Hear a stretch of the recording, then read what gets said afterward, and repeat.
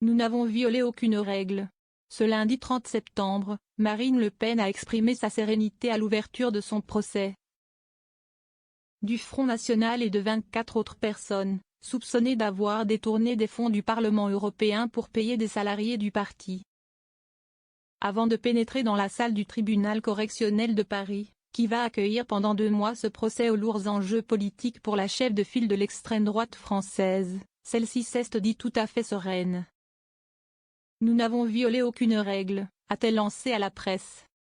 Nous avons énormément d'arguments à développer pour défendre ce qui m'apparaît être la liberté parlementaire qui est en cause dans cette affaire, a ajouté la présidente du groupe RN à l'Assemblée, avant d'entrer dans la salle, où elle s'est assise au premier rang. Entourée de Nicolas Crochet, expert comptable également jugé, et de Catherine Griset, une très proche, aussi prévenue au procès. Vont comparaître 9 anciens eurodéputés du Front National, rebaptisé RN, dont Marine Le Pen, Louis Alliot, aujourd'hui vice-président du RN. L'ex numéro 2 du parti Bruno Gollnisch, ou encore le député et porte-parole du RN Julien Audoul. À leur côté, 12 personnes ayant été leurs assistants parlementaires et 4 collaborateurs du parti seront aussi jugés dans ce procès prévu 3 demi-journées par semaine jusqu'au 27 novembre. La chef de file du RN a fait savoir qu'elle comptait se rendre autant que possible face au juge, mais mardi, elle pourrait privilégier la déclaration de politique générale du nouveau Premier ministre Michel Barnier à l'Assemblée nationale.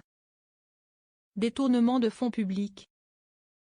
L'affaire a débuté en 2015 par un signalement du président du Parlement européen Martin Schulz et concerne de très nombreux contrats d'attachés parlementaires sur une période de plus de 10 ans, 2004-2016. Pour l'accusation, ses assistants, bien en peine de décrire leurs tâches, n'avaient que le titre. Certains n'avaient jamais même rencontré leur employeur officiel ou mis les pieds au Parlement et ne travaillaient, selon l'accusation, que pour le parti, ce qui est interdit dans la réglementation européenne.